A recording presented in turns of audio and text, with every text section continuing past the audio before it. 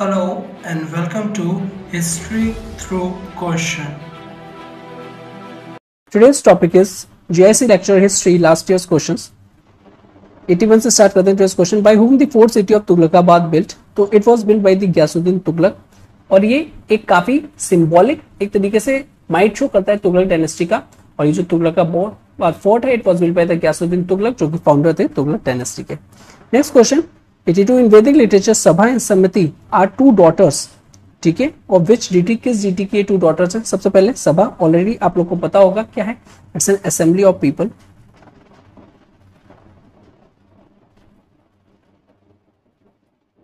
और ये काफी पॉपुलर थी अर्ली ऋग्वैदिक टाइम्स में, ठीक है। साथ ही साथ अगर हम देखें जो होल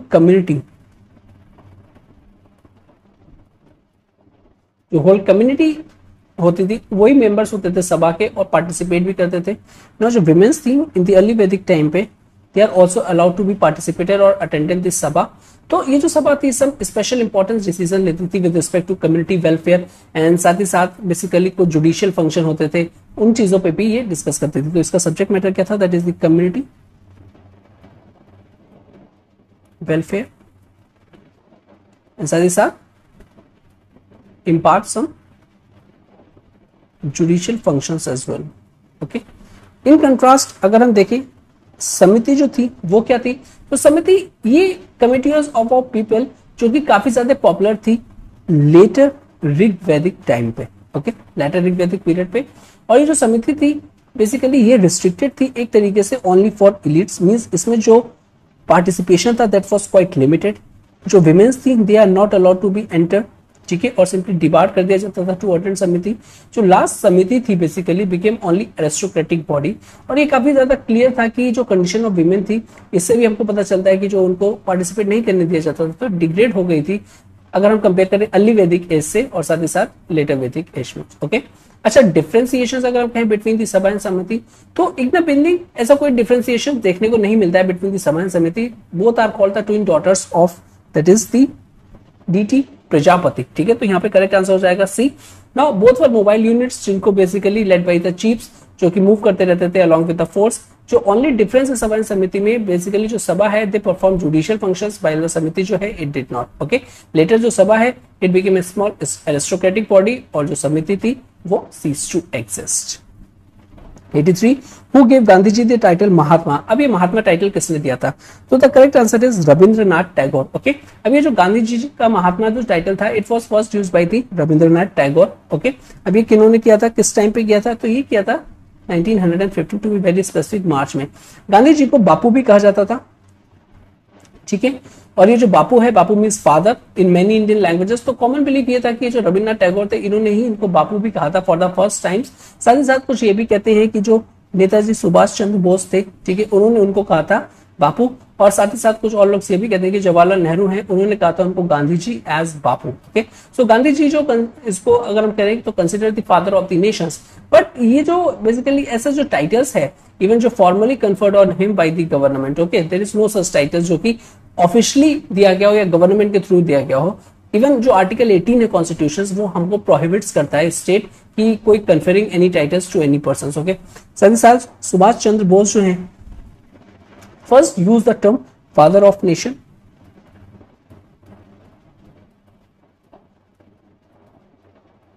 ठीक है। गांधी जी के लिए उन्होंने यूज किया था जब वो एक रेडियो एड्रेस कर रहे थे इन 1944 में।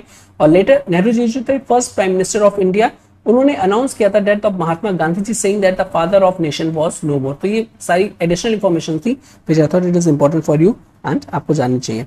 On which cave of the Barabar groups is the inscriptions of Ashoka not engraved? तो यहाँ पे नॉट आ गया है, अब सारी की सारी चीजें बढ़ जाती हैं, ठीक है ना। तो यहाँ पे आपको बहुत ही कॉशियस रह के ये आंसर देना है। तो यहाँ पे जो करेक्ट आंसर सबसे पहले that is the Lomas Rishi caves. Okay, अब अगर हम बाराबार हिल्स की बात कर लें तो बाराबार जो हिल्स हैं इसमें 4 केव्स हैं, ओके, और टुगेदर इनको कहा जाता है बाराबार केव्स। अब ये जो 4 केव्स हैं ये कौन कौन सी हैं? सच एज एक तो फर्स्ट हो गया लोमासा ऋषि केव्स हो गई, ठीक है ना। नेक्स्ट है सुदामा, 3 है विश्वकर्मा, ठीक है, विश्वकर्मा, और 4 है कर्ना चौपर। तो ये सारी की सारी ये जो केव्स हैं ये बेसिकली बाराबार केव्स हैं। और जो 12 केव्स हैं ये हैं कहाँ पे? तो ये बेसिकली हैं 40 किलोमीटर फ्रॉम द बोध गया,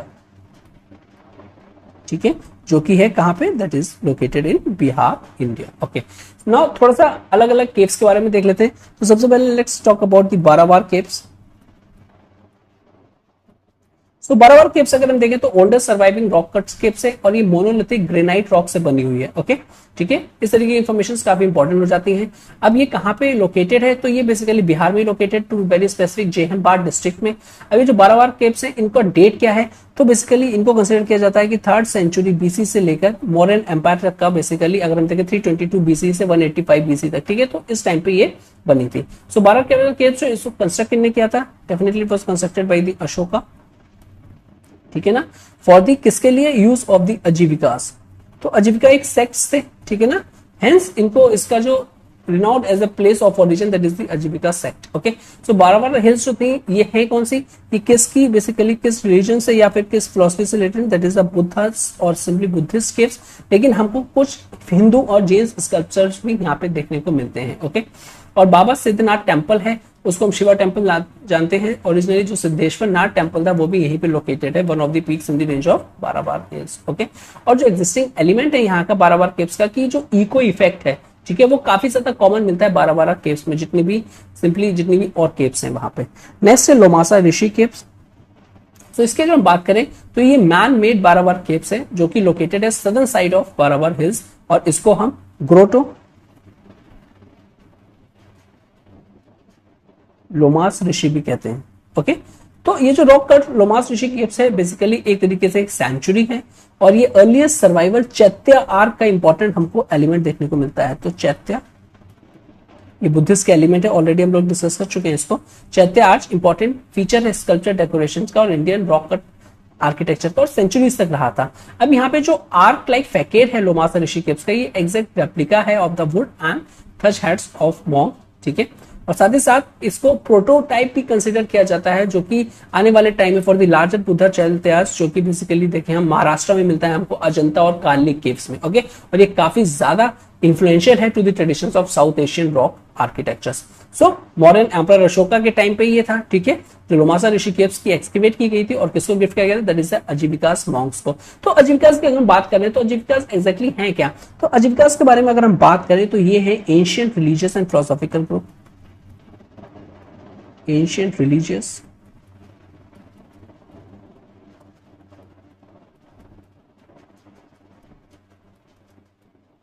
और ये फिलोसॉफिकल ग्रुप्स ऑफ इंडिया हैं, जो कि बेसिकली कंपीटेड विद करते थे जैनिज्म और बिकेम एक्सटेंट हो गए थे थोड़े टाइम में।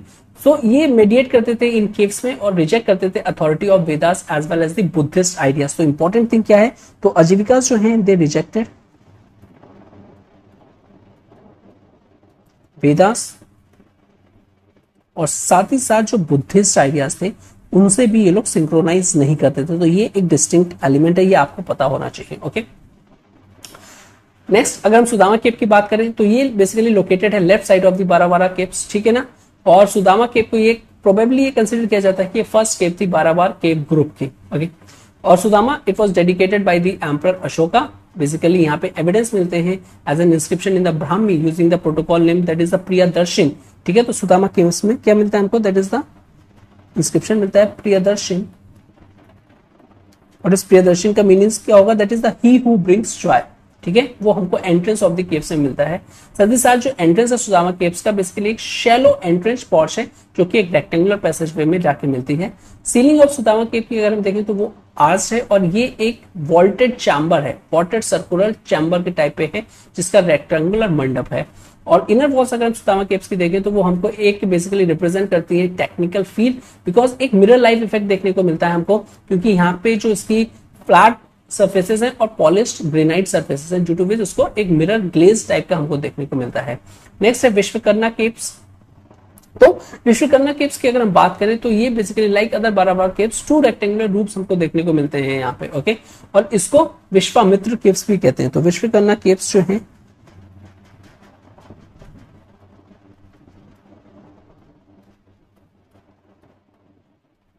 यहाँ पे इनको विश्वामित्र केव्स भी कहते हैं। और यहाँ पे इसके बारे में एडिशनल इंफॉर्मेशन ये है कि it is the only cave in the series जहां पे basically not consisting of post Ashoka inscriptions, ठीक है। तो ओनली केव है जहां पे पोस्ट अशोका इंस्क्रिप्शन देखने को नहीं मिलते हैं। Last that is the current chopper caves, तो ये लोकेटेड है नदर साइड ऑफ द बाराबारा हिल्स पे, ठीक है। और यहाँ पे इंस्क्रिप्शन मिलते हैं अशोका का, that is 19 years of range के उनको देखने को मिलते हैं। अभी जो इंस्क्रिप्शन है it was located at the entrance of the cave, जैसे ही आप एंटर करेंगे तो इस तरीके की यहाँ पे एक केव का एंट्रेंस होगा, ठीक है। वहां पे ये सारे इंस्क्रिप्शन को इनग्रेव होते थे, ठीक है, जो कि स्पीक्स करते हैं Buddhist practice of retirement, that is दी वसा वसा। ये काफी इंपॉर्टेंट है। तो बुद्धिज्म में ये एलिमेंट था, दैट इज वसा वसा। मॉनसून के टाइम पे वो लोग नहीं जा पाते थे बेसिकली, तो वो लोग यहाँ पे रह के मीडिएट करते थे और डिस्कशन करते थे। सो साथ साथ इन्वर्टेड स्वास्तिक भी हमको देखने को मिला है, ठीक है। और a more basically decorated with the later Buddhist sculptures near the entrance, जो कि हमको एक एविडेंस प्रोवाइड करता है कि ये जो केव्स है it belongs to the Buddhist. अब ये जो केव्स है has a rock cut bench at the one end, और साथ ही साथ एक सिंगल रेक्टेंगुलर रूम भी है जिसकी जो सर्फेसेस हैं इट वाज क्वाइट पॉलिश्ड। और इसका जो एंट्रेंस हॉल है हमको यहाँ पे इंस्क्रिप्शन भी देखने को मिलते हैं गुप्ता पीरियड के, जो कि एक मेंशन करते हैं that is the Daridra Kantara, that is यहाँ पे इसका मीनिंग हुआ that is the caves of the beggars. इस तरीके से Syad is related to the which religions, जो किससे रिलेटेड है ये, तो simple that is the Jainism से ये रिलेटेड है, ओके। तो सुदावदा अगर हम देखें तो बेसिकली, या श्वेदवाद अगर हम देखें तो ये एपिस्टेमोलॉजी है जैन फिलोसफी की, और सिंपली ये थ्योरी की बात करता है that is the relativity of knowledge. Syadvada relativity of knowledge की ये बात करता है, ठीक है। सो ये कहता है कि जो नॉलेज है वो रिलेटिव है, कंडीशनल है और पार्शियल है। तो नॉलेज इज रिलेटिव हो गया, कंडीशनल हो गया, किसी कंडीशन से अटैच है, और साथ ही साथ पार्शियल है बिकॉज हम एक व्यू पॉइंट देख रहे हैं किसी भी नॉलेज का अपने पर्सपेक्टिव से, जो कि which logically implies that all our judgements जो न्याय है आर डबल एज, कि जिसको हम जजमेंट्स करते हैं तो वो डबल एज्ड हो सकते हैं, ठीक है। इन्फिनिटली कॉम्प्लेक्स अगर हम रियलिटी की बात करें दैट इज द अनंत धर्म कम वस्तु, वो रियल है और साथ ही साथ अनरियल भी है, ओके। किस व्यू पॉइंट ऑफ व्यू से देखा गया है वो उस पर काफी इंपॉर्टेंट और रिलाई करता है। So it is a real view from the point view of the modes, it is unreal, okay. So Jain philosopher जो थे बेसिकली वो एग्जाम्पल दिया था उन्होंने कि 6 ब्लाइंड्स मैन का और एक एलिफेंट का जो उन्होंने सारों ने टच किया था, ठीक है, सच एज उसके different parts like year, legs, trunk हो गए, टेल हो गए एक्सेट्रा, और उन्होंने डिस्क्राइब किया था elephant as a different thing, that is किसी ने पिलर बताया था, किसी ने पाइथन बनाया था, किसी ने रोप बनाया था। सो कहीं ना कहीं ये लोग ऑल करेक्ट थे, बट इनका जो ट्रुथ था that is the partial truth, half truth, it was not an complete truth. तो ये जो आइडियोलॉजी है ये बेसिकली क्या करती है, जो जैनिज्म है एक ब्रॉड माइंडेड और एक टॉलरेंट नेचर को शो करती है। तो दिस आइडियोलॉजी जो जैनिज्म से रिलेटेड है तो it shows the broad mindedness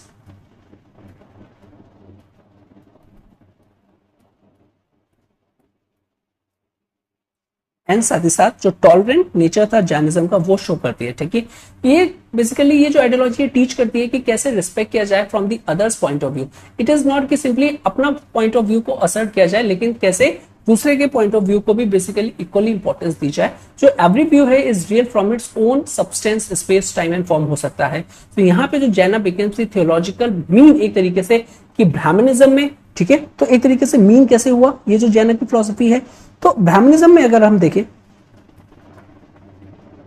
तो ब्राह्मणिज्म में हमको ये देखने को मिलता है कि बेसिकली वो बात करता है कि permanent reality, okay.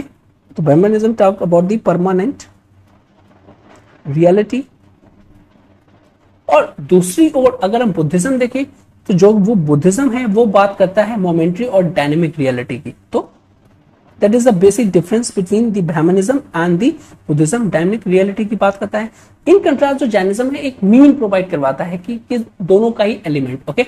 So almost all जितनी भी फिलोसफिकल आइडियोलॉजीज हैं बेसिकली डिफरेंसेस और डिस्प्यूट्स हैं उनको हम सॉर्ट कर सकते हैं किसके थ्रू, शायदवाद की तरह, ठीक है, कि हाँ एक पर्सपेक्टिव है जो कि ट्रू हो सकता है इररिस्पेक्टिव ऑफ इट। तो शायदवाद जो है, अब इसका ऐसा नहीं है सपोर्टर थे तो काफी ज्यादा क्रिटिसिज्म भी था इसका। अब इसको क्रिटिसाइज किया था शंकराचार्य ने,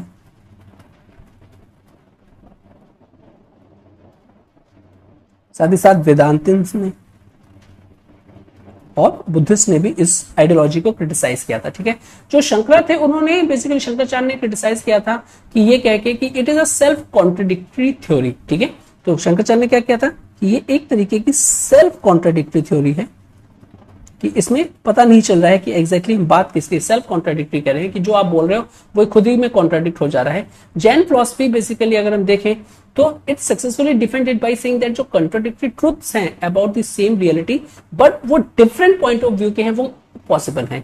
लेकिन in contrast Shankara also says that कि अगर सारे के ट्रूथ और हाफ ट्रूथ हैं तो इवन जो शायदवाद है is also a half truth. तो ऑन दैट बेसिस इसको क्रिटिसाइज किया गया है। ओके, अब ये जो नोशन था that is assumes greater significance अगर हम आज के टाइम में देखें, बिकॉज ये सपोर्ट करता है रिलीजियस टॉलरेंस कि अगर कोई रिलीजन हमको कोई चीज बताता है तो then might be possible it was partial true, ठीक है, from the point of view, किस पॉइंट ऑफ व्यू से हम देख रहे हैं उसको, such as multiculturalism and respect for the views of other के लिए काफी ज्यादा इंपॉर्टेंट है। तो इस तरीके से आप इसको करंट से भी रिलेट कर सकते हो या फिर अपनी सोसाइटी से या फिर रिलीजन से रिलेट कर सकते हैं कि टॉलरेंस और मल्टीकल्चरलिज्म का काफी ज्यादा एलिमेंट्स इसमें देखने को हमको मिलता है।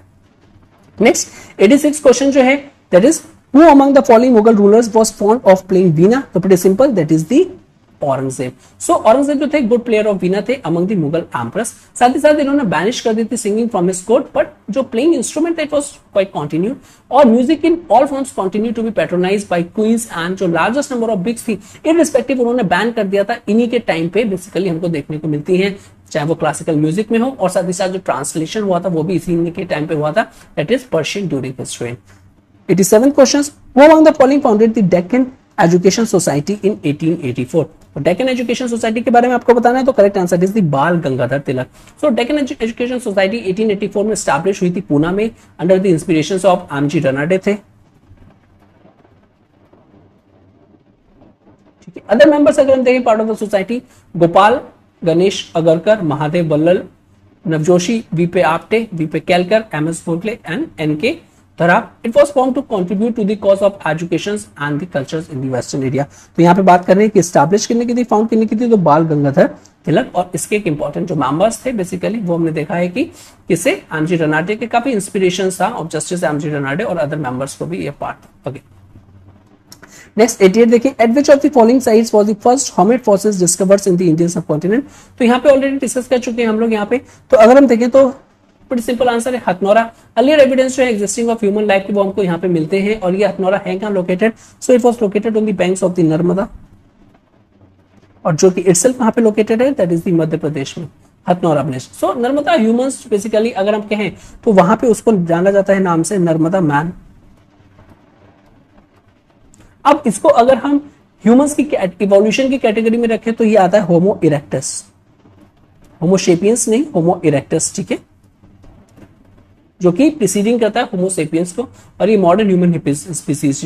Next 89 question, Udasina variyam in Chola administrations belong to which department? तो ये किस डिपार्टमेंट से रिलेटेड है? That is C, department of foreign relations. तो वरियम्स की अगर हम बात करें तो अगर हम देखें जो चोलाज में जो विलेज असेंबलीज थी वो विलेज एडमिनिस्ट्रेशन को इफेक्टिवली डील करती थी, लेकिन करती किसके थ्रू थी? ये वरियम्स, ठीक है।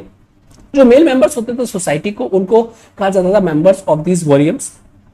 कंपोजिशन अगर हम बात करें इन वरियम्स की, क्वालिफिकेशन और ड्यूरेशन बात करें अगर मेंबरशिप की, तो ये विलेज टू विलेज डिफर होती थी। काफी ज्यादा वरियम्स होते थे एक सिंगल विलेज में, every variyams such as Niyaka variyam, ठीक है, as a name suggest Niyaka variyam, जो कि एडमिनिस्ट्रेट करते थे जस्टिस, ठीक है। इसी तरह छोटा वरियम बेसिकली अगर हम देखें तो वो फ्लावर गार्डन्स को देखते थे। तो डिफरेंट डिफरेंट वरियम्स थे जो इस तरीके से एग्जिस्ट करते थे। ओके, और यहाँ पे जो उदासीन वरियम की बात करें डिपार्टमेंट्स ऑफ फॉरेन रिलेशनशिप से वो रिलेटेड है। Last question 90, who among the president of Hindi association of Pacific coast of America 1913? तो it's a pretty simple question कि कौन था? सिंपली अगर हम बात करें तो that is the Sohan Singh बखना। ओके, तो ये गदर और गद्दार पार्टी जो भी आप कहना चाहे तो उससे रिलेटेड है, ठीक है। और अगर हम उसकी बात करें तो it was secular in character. इसका जो एम था कि कैसे ओवरथ्रो किया जाए British rule by using force and free किया जाए इंडिया को फ्रॉम द फॉरेन डोमिनेशन। तो इस तरीके से, और जो गदर पार्टी थी उसका एक पॉपुलर नेम है Hindi association of the Pacific Coast, और साथ ही साथ ये लोग न्यूज़पेपर भी रन करते थे, दैट इज द गदर, ठीक है, जो कि इंडियंस को काफी ज्यादा पसंद थे बिकॉज उसमें रियलिटी वो लोग बात रखते थे। ओरिजिनल पार्टी अगर हम देखें फ्रॉम विच जो Hindi association of Pacific Coast जहां से आई थी वो थी हिंदी एसोसिएशन, जो कि स्टैब्लिश कहां हुई थी, ओरेगन में, दैट इज द पोर्टलैंड में इन 1912 में। सो गदर पार्टी अगर हम कहें उसका तो फाउंडिंग मेंबर्स थे तो उसमें आ जाते हैं सोहन सिंह बखना प्रेसिडेंट, ठीक है। नेक्स्ट जो इंपॉर्टेंट है दैट इज केसर सिंह, और सॉरी केसर सिंह, ये वाइस प्रेसिडेंट थे। लाला हरदयाल, ये जनरल सेक्रेटरी थे एंड एडिटर थे उर्दू गदर के। 4 करतार सिंह, ये एडिटर थे पंजाबी गदर के। तो इस तरीके से डिफरेंट डिफरेंट एलिमेंट्स थे और लोग थे जो कि काफी एसोसिएटेड थे इससे। सो गदर पार्टी बेसिकली अगर हम एक उसको कहें तो एक इंटरनेशनल पॉलिटिकल मूवमेंट्स था जिसमें जो एक्सपार्टिएट जो इंडियंस थे, जिन बेसिकली उन्होंने एक ऑब्जेक्टिव इनिशिएटिव लिया था in order to overthrow the British rule in India. और जो official founding has been basically अगर हम देखें तो 1913 ऑस्ट्रिया ओरेगन में हुआ था, यूनाइटेड स्टेट्स ऑफ अमेरिका में। ओके, सो नेक्स्ट लेक्चर में हम इसके आगे के क्वेश्चंस देखेंगे।